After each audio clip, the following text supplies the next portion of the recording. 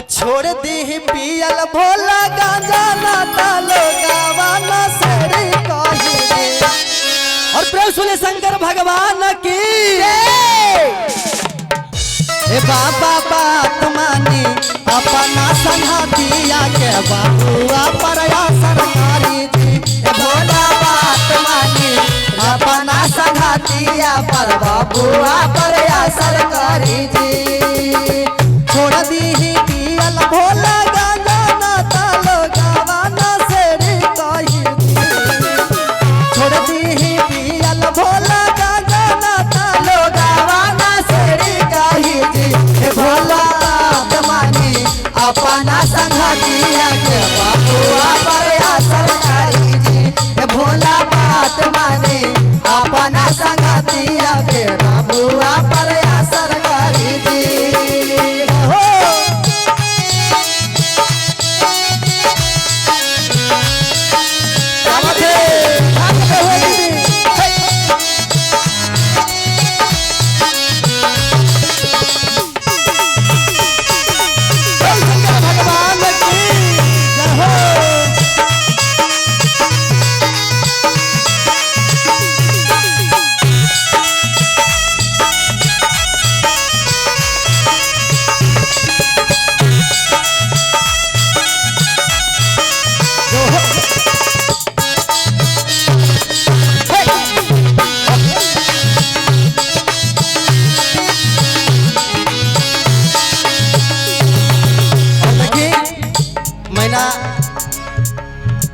बाबा भोला के कैसे समझावा दिया अभी से कहता नहीं मान जाइए भोला जी।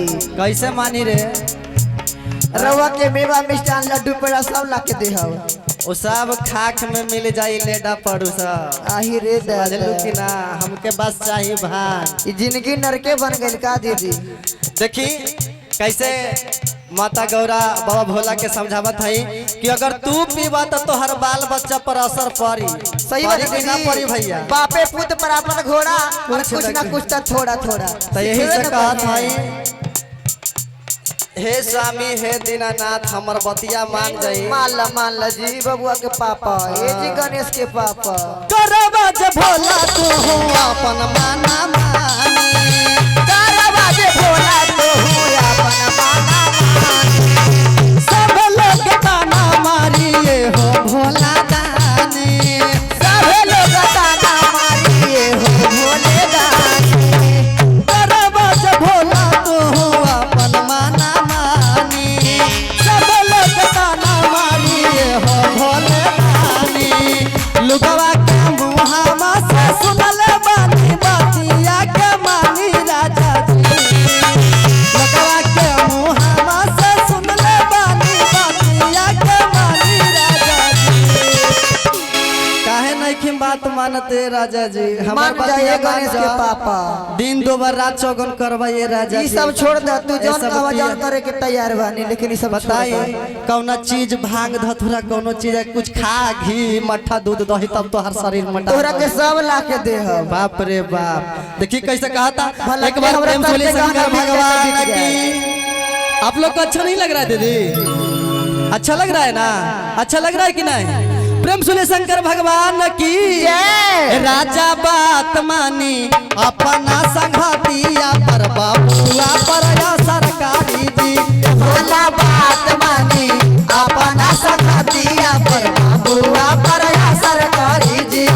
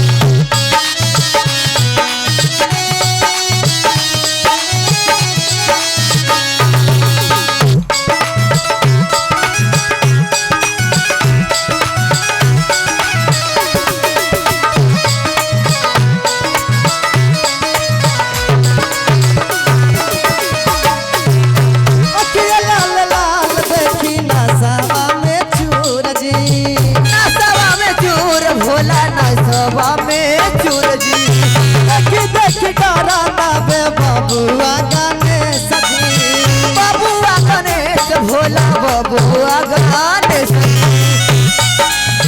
अखिया लाल लाल कैले नसावा में चूर रात दिन गाना पे कैसे रखे हुआ तबे बबुआ गणेश जी पतिया के मानी भोला दानी ना बाद में परेशानी होई। अरे मान जा रात दिन गाना पी पी के तनी हैया इधरो कैसे देखल कैले करा। वाला लाल लाल बुझाता कि नींद में बड़े सब ना तनी इधरो देखल करा। हर बतिया के मानी ना बाद में ये भोला परेशानी होई। मान जा जी गणेश के अब पास ना मानबू ना तब बाद में देखिया तोहर बाबुओ कुछ करी है वो तो करवे ना करू है तनी ये मनी- सीखेंगे वजह घर में बना सीखिए बाहर में कहाँ सीखिए तो यही चाहत रे तुरे हैं कि हम पी तू पिया। तो रउए ना सिखावा तनी हाँ। रउआ छोड़ दे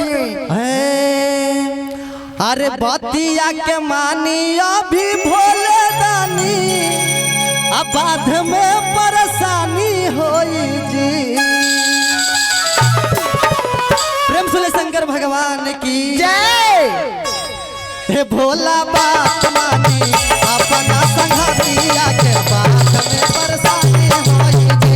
भोला बात मानी अपना संगतिया के बाबुआ करया सरकारी जी भोला बात मानी अपना संगतिया के बाबुआ करया सरकारी जी छोड़ दी पियल भोला गाजा ना तालो गावा ना सेरी कही। छोड़ दी पियल भोला गाजा ना तालो गावा ना सेरी कही।